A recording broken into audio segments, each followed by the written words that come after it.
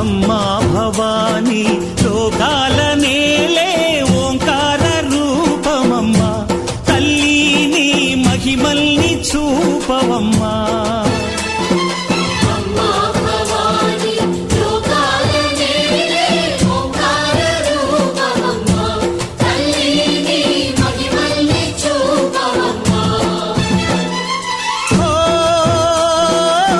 సృష్టికే దీపమా, శక్తికే మూలమా, సింహరథమే నీదమ్మా.